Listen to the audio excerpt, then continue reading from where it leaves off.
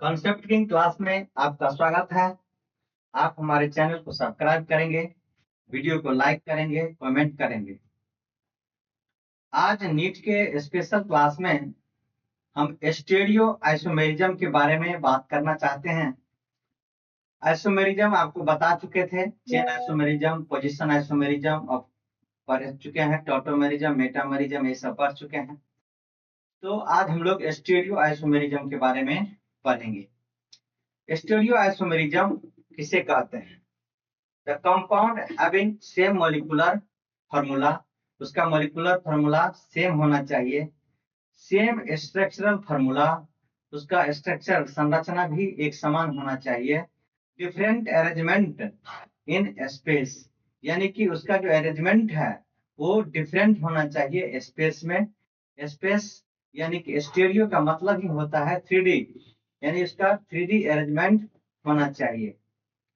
अब इसमें हम लोग टाइप्स ऑफ स्टीरियो आइसोमेरिज्म के बारे में पढ़ेंगे। स्टीरियो आइसोमेरिज्म दो प्रकार के होते हैं, एक कॉन्फ़िगरेशनल आइसोमेरिज्म और दूसरा होता है कॉन्फॉर्मेशनल आइसोमेरिज्म।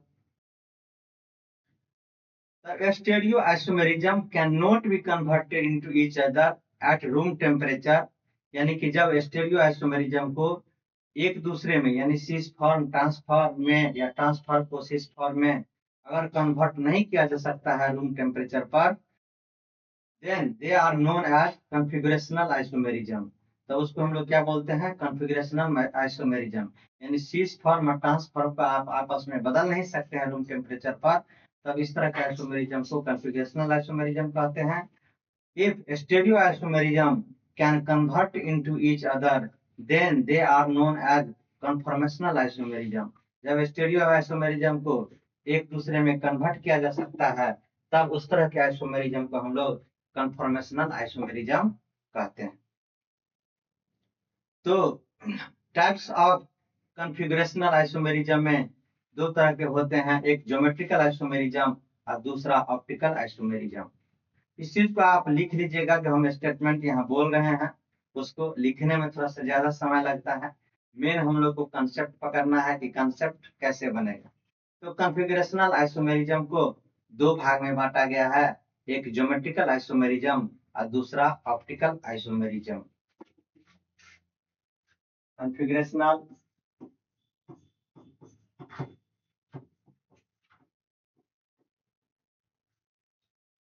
आइसोमेरिज्म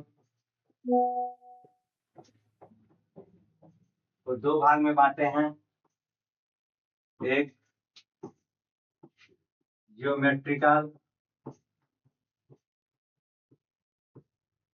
और दूसरा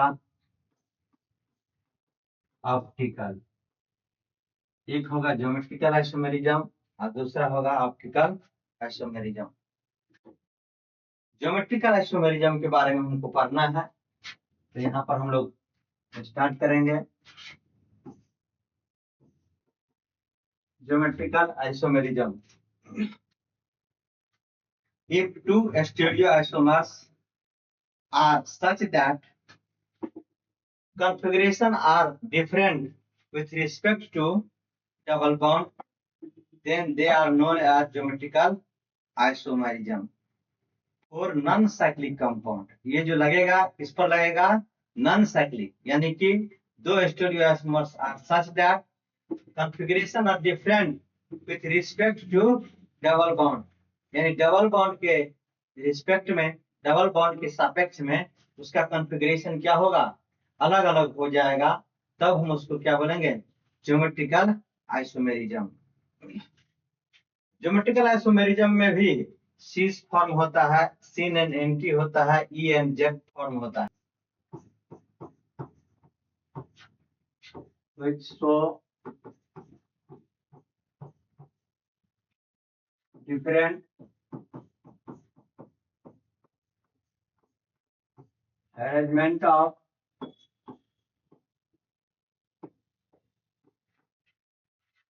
atom or group of atom with respect to double bond are called geometrical isomerism. यानी कि वैसा कंपाउंड जिसमें डबल बॉन्ड के इर्द गिर्द एटम या ग्रुप का अरेंजमेंट अलग अलग हो, उसे हम ज्योमेट्रिकल आइसोमेरिज्म कहते हैं।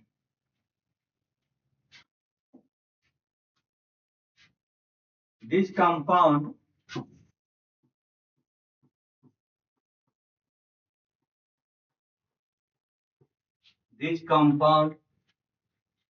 so GI geometrical isomerism is compounds due to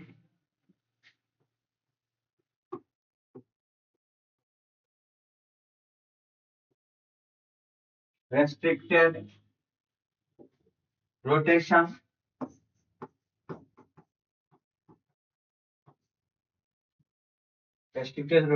with respect to double bond.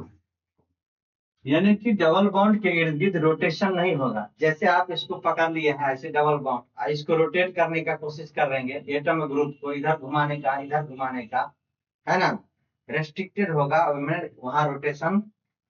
यानी कि अब हम लोग एक एक करके पढ़ेंगे ज्योमेट्रिकल आइसोमेरिज्म इन एल्कीन। देखिए ध्यान से, ये कार्बन कार्बन डबल बॉन्ड है, ये और ये और ये और ये कार्बन कार्बन डबल बॉन्ड है। अब यहाँ पर जो एटम या ग्रुप आएगा ये डिफरेंट होना चाहिए, यानी कि अलग अलग होना चाहिए। यहाँ पर जो आएगा एटम ग्रुप ये होना चाहिए डिफरेंट, ये डिफरेंट होना चाहिए। There should be different group at each sp2 carbon. इस कार्बन का हाइब्रिडाइजेशन sp2 होगा और इस कार्बन का भी हाइब्रिडाइजेशन sp2 होगा।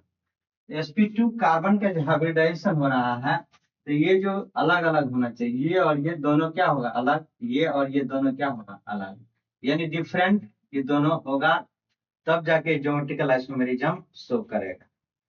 अगर दोनों को आप सेम कर देंगे तो कभी भी शो नहीं कर सकता। जैसे अगर यहाँ पर हम डबल बॉन्ड दिए, यहाँ डबल बॉन्ड और यहाँ पर CH3 दे देंगे और यहाँ भी CH3 दे देंगे और यहाँ पर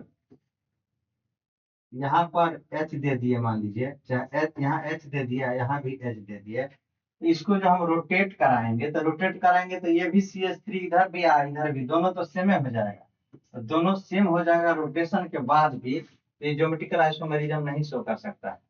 दोनों अलग अलग होना चाहिए, ये और ये अलग अलग होगा तब तो हम इसको रोटेट कराएंगे तो हमको डिफरेंट प्रॉपर्टीज देगा।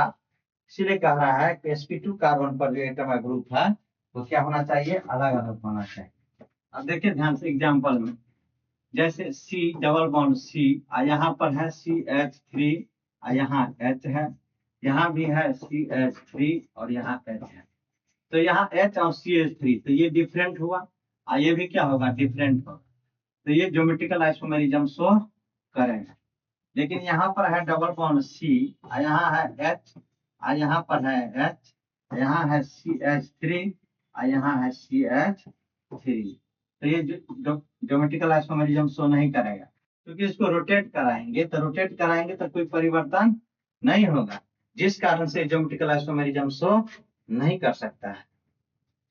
जैसे यहाँ पर लिखा हुआ है CH3 C double bond C यहाँ H यहाँ CH यहाँ पर CH3, तो ये दोनों सेम हो गया, जिस कारण से ये GI शो नहीं करेगा, क्योंकि इसको रोटेट करेंगे तो कोई परिवर्तन नहीं हो पाएगा। इसलिए ज्योमेट्रिकल आइसोमेरिज्म में परिवर्तन होना चाहिए। सपोज दैट, मान लीजिए कि यहाँ पर हम रखते हैं कार्बन, यहाँ पर A लिए, यहाँ भी A लिए, यहाँ पर B और यहाँ भी B लिए, तो ये दोनों तो एक रंग है, ये भी एक समान है, तो ये GI शो नहीं करेगा, ज्योमेट्रिकल आइसोमेरिज्म शो नहीं करेगा। लेकिन इसी तरह से कंपाउंड अगर यहाँ ले लेते हैं डबल बॉन्ड सी और यहाँ ए यहाँ बी ले लेते हैं, यहाँ पर बी और यहाँ ए ले लेते हैं, तो ये जी एस शो करेगा, क्योंकि ये और ये दोनों क्या हो गया, अलग अलग हो गया। ज्योमेट्रिकल आइसोमेरिज्म शो ये करता है। कोई ऐसे घुमा करके लिख दे, ऐसे ऐसे घुमा करके लिख दे, यहाँ लिख दे ए, यहाँ लिख दे ए, यहाँ लिख दे बी, यहाँ लिख दे बी, तभी ये जीएनए शो करेगा, क्योंकि इस पर इसको रोटेशन ऐसे नहीं होगा। इसको सीधा करके आप देखिएगा तो दोनों एक समान है, ये भी एक समान है, ये भी एक समान है, तो ये जीएस शो नहीं करेगा। आइसोमेरिज्म में nomenclature system of geometrical isomerism heading देंगे, nomenclature system of geometrical nomenclature system of geometrical isomerism। पहला होगा इस ट्रांस सिस्टम, दूसरा इजेड सिस्टम,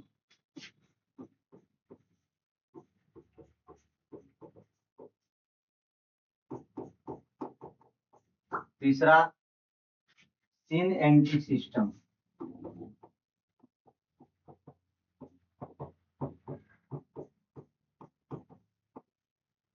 सिन और एंटी सिस्टम। तो cis trans system, E Z system और सिन और एंटी सिस्टम। तो इजेड सिस्टम जो है और सिस और ट्रांस ये एल्कीन में होगा, एल्कीन। और सिन और एंटी जो सिस्टम है ऑक्साइम और एजो में होगा, ये ऑक्साइम एंड एजो, ये इसमें पाया जाए। एल्कीन वाला थोड़ा ज्यादा इंपोर्टेंट है सिस और ट्रांस, तो हम लोग सबसे पहले सिस और ट्रांस सिस्टम के बारे में जानेंगे। आप हेडिंग दीजिएगा सिस ट्रांस सिस्टम, सिस और ट्रांस सिस्टम। एक साइड में लिखेगा सिस फॉर्म और दूसरा साइड में लिखेगा ट्रांस। सिस फॉर्म कब कहेंगे? If same group at same side with respect to double bond, if same group with same side with respect to double bond, double bond के रिस्पेक्ट में सेम ग्रुप सेम साइड में होगा तो उसको हम लोग क्या बोलेंगे? Cis form.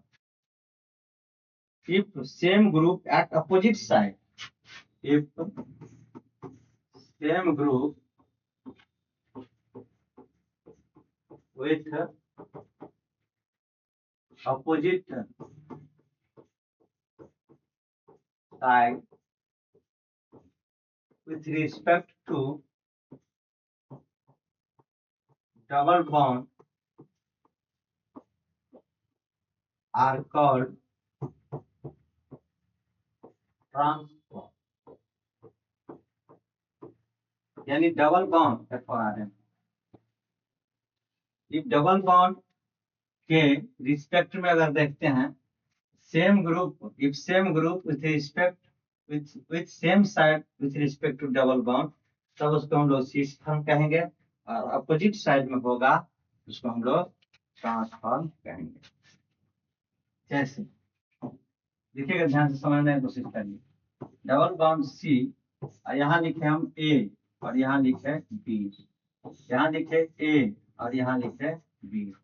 ध्यान सुनिएगा, ये अलग अलग है, ये ए है बी है और यहाँ भी ए और बी है, तो ये अलग होना चाहिए। नंबर एक, डबल बॉन्ड है तो ये डबल बॉन्ड है, यहाँ ध्यान से सुनिए, ये क्या है? Double bond.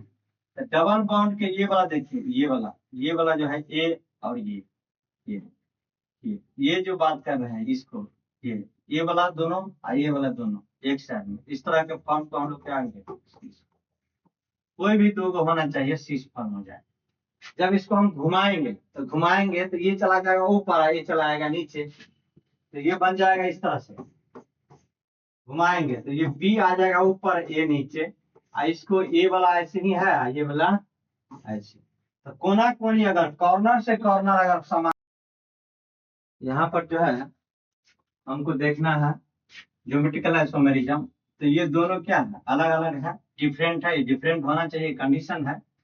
जब इसको हम इस बॉन्ड को पकड़ करके ऐसे घुमाएंगे तो बी चला जाएगा ऊपर, ए चला जाएगा नीचे, ये इस तरह से बनेगा। यहाँ पर बी आ जाएगा, यहाँ ए आ जाएगा, और यहाँ पर ए आ जाएगा, यहाँ पर बी आ जाएगा। तो ये कॉर्नर से कॉर्नर एक समान है, ये कॉर्नर से कॉर्नर एक समान है। इसको हम लोग क्या बोलेंगे, क्या बोलेंगे, ट्रांसफॉर्म। ये वाला क्या कहलाएगा, सीस फॉर्म। जब कॉर्नर से कॉर्नर एक समान आएगा एटम ग्रुप, तब उसको ट्रांसफॉर्म। और ठीक ये अगल बगल में जब ये वाला ये ऊपर नीचे एक समान आएगा कहीं भी एक साइड में, तो उसको हम क्या बोलेंगे, सीस फॉर्म।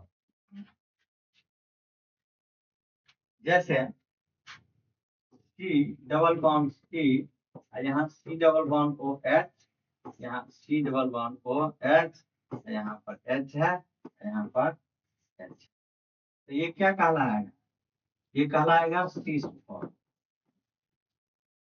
FOR। जब इसको रोटेट कराएंगे तो इस तरह से बनेगा, सी यहाँ एच, यहाँ क्या होगा, C double bond O H, यहाँ एच, यहाँ C double bond.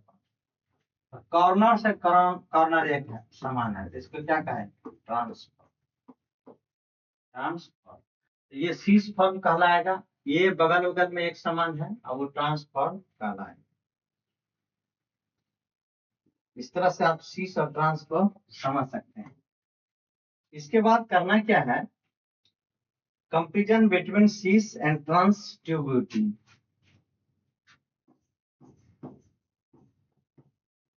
Cis and trans stability है ना, comparison between cis and trans stability, इसको हमको क्या करना है, कंपैरिजन करना है।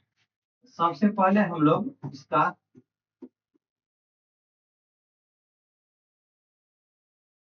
स्टेबिलिटी देखेंगे कि सीस फॉर्म और ट्रांसफॉर्म में कौन ज्यादा स्टेबल होगा।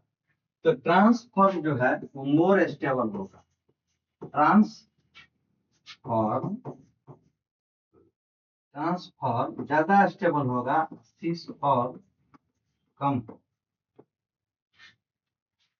ट्रांसफॉर्म जो है, अब देखिएगा ध्यान से, सीस और ट्रांस का बात कर रहे हैं, तो यहाँ पर जो है इस तरह से अगर लेते हैं डबल बॉन्ड सी, और यहाँ CH3 है, और यहाँ भी CH3 है, और यहाँ H, और यहाँ भी क्या होगा, तो ये आपस में क्या करता है, स्टेरिक हिंड्रेंस होता है ना, ये सीस फॉर्म है। सीस फॉर्म आपस में स्टेरिक हिंड्रेंस होने के चलते ये कम स्टेबल हो जाता है, लेस स्टेबल हो जाता है। लेकिन ये ग्रुप अगर ऐसे आ जाएगा, सी डबल बॉन्ड सी, और यहाँ पर H आ जाए, यहाँ CH आ जाए, और फिर यहाँ CH आ जाए, CH3 यहाँ H आ जाए, तो ये दूरी बढ़ गया, ये ट्रांसफॉर्म होगा।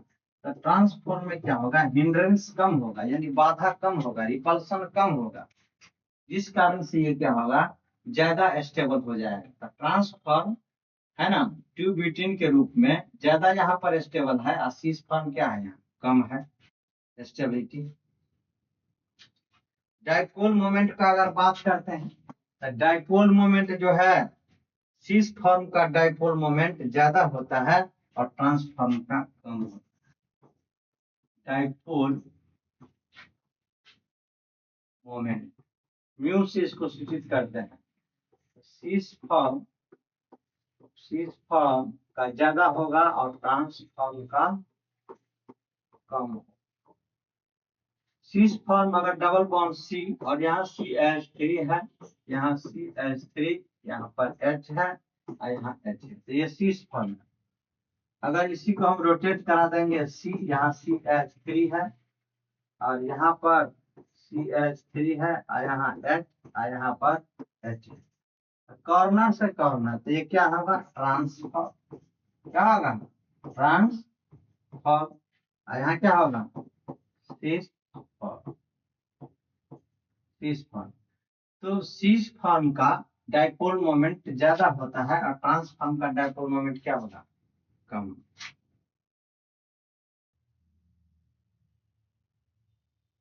रिपल्सन का मतलब होता है स्टेरिक हिंड्रेंस, यानी स्टेरिक हिंड्रेंस कहीं बोलेगा तो आप समझिएगा कि रिपल्सन हो रहा है। रिपल्सन है ना, यानी स्टेरिक हिंड्रेंस। स्टेरिक हिंड्रेंस जो है वही रिपल्सन कहलाता है। और आप जानते होंगे कि म्यू बराबर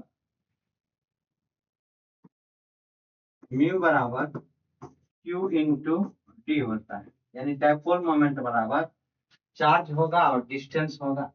तो ये चार्ज और डिस्टेंस अगर ज्यादा बढ़ जाएगा तो डायपोल मोमेंट जो है वो बढ़ जाता है।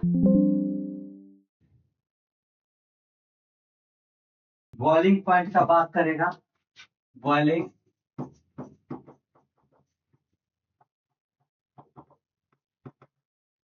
पॉइंट का अगर बात करेगा तो शीश फॉर्म का बॉइलिंग पॉइंट ज्यादा होता है और ट्रांसफॉर्म का बॉइलिंग पॉइंट कम होता है। शीश फॉर्म का बॉइलिंग पॉइंट और ट्रांसफॉर्म का बॉइलिंग पॉइंट। देखिए शीश फॉर्म इस तरह से बनता है, यहाँ CH3, यहाँ CH3, यहाँ H, यहाँ H, ये शीश फॉर्म है। लेकिन यही ट्रांसफॉर्म अगर आएगा तो यहाँ H, यहाँ CH3,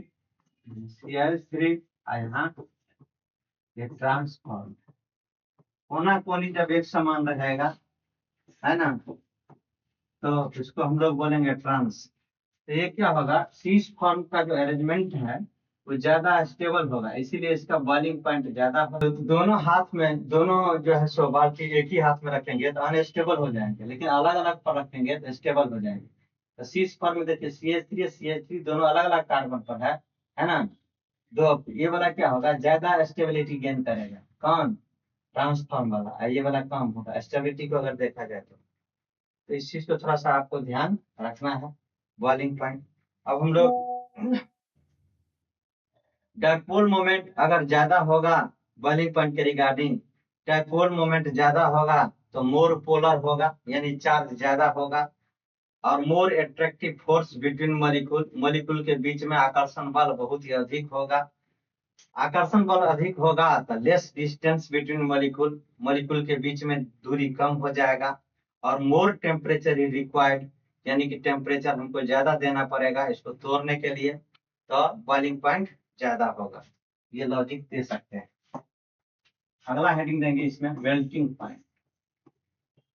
मेल्टिंग पॉइंट हम आपको बोलेगा शीश फॉर्म और ट्रांसफॉर्म में किसका मेल्टिंग पॉइंट ज्यादा होगा, तो मेल्टिंग पॉइंट ट्रांसफॉर्म का ज्यादा होता है, ट्रांसफॉर्म का ज्यादा होगा और शीश फॉर्म का क्या होगा, कम होगा।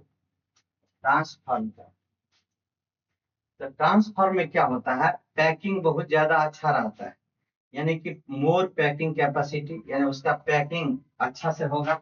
मान लीजिए इस तरह से है, इस तरह से है, इस तरह से है, इसका पैकिंग क्या होगा, बढ़िया से होगा, सॉरी पैकिंग जो है ढंग से होगा। अब पैकिंग अगर अरेंजमेंट अगर अच्छा रहेगा तो लेस डिस्टेंस बिटवीन मॉलिक्यूल के बीच में दूरी क्या होगा, कम हो जाएगा, और दूरी कम हो जाएगा तो मोर फोर्स ऑफ अट्रैक्शन, यानी डिस्टेंस बहुत कम है तो फोर्स ऑफ अट्रैक्शन क्या होगा, ज्यादा लगेगा बिटवीन मॉलिक्यूल।